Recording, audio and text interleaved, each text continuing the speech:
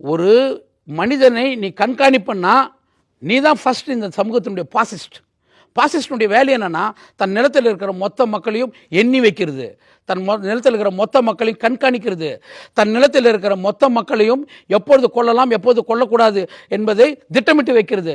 பாசிஸ்டுடைய work என்ன தெரியுமா? அவர்கள் பொருளாதாரத்திலும் கல்வியிலும் வளர்ந்து நிற்கக்கூடாது, அவர்களுக்குன்னு ஒரு துண்டு நிலம் இருக்கக்கூடாது, அவர்கள் எப்பொழுதும் கூலி தொழிலாளிகளாக இருக்கணும் அப்படின்னு அவங்களை எப்பயுமே பொருளாதாரத்தில் பின்தங்கியவர்களாக வச்சுக்கணும், அறிவில் பின்தங்கியவர்களாக வச்சுக்கணும். ஏன்னா இவெல்லாம் வளர்ந்துட்டானா நம்மளை எதிர்த்து கேள்வி கேட்பான், புரட்சி செய்வான். புரட்சி நடக்கக்கூடாதுன்னாக்கா இவர்கள் கல்வி கற்கக்கூடாது, நிலமற்றவர்களாக இருக்கணும், இவர்கள் இவங்களுக்குன்னு ஒரு சுய தொழில் இருக்கக்கூடாது, இவங்களுக்குன்னு ஒரு உரிமை தொழில் இருக்கக்கூடாது. அது ரொம்ப முக்கியம்.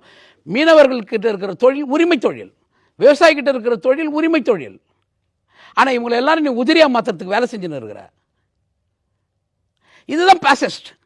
அப்போ இதை பற்றி நான் பேசினாக்கா நீ என்னை கொண்டாடாமல் என்னை கண்காணிச்சுட்டு கோபி எப்படி இருக்கிறார் பார் அப்படின்ட்டு நீ எனக்கு கீழ்த்தரமாக நீ வேலை செய்யும் பொழுது அப்போ தான் நான் நினைக்கிறேன் நீ பெரியாரிஸ்டே கிடையாது, உனக்கும் பெரியாருக்கும் சம்பந்தம் கிடையாது.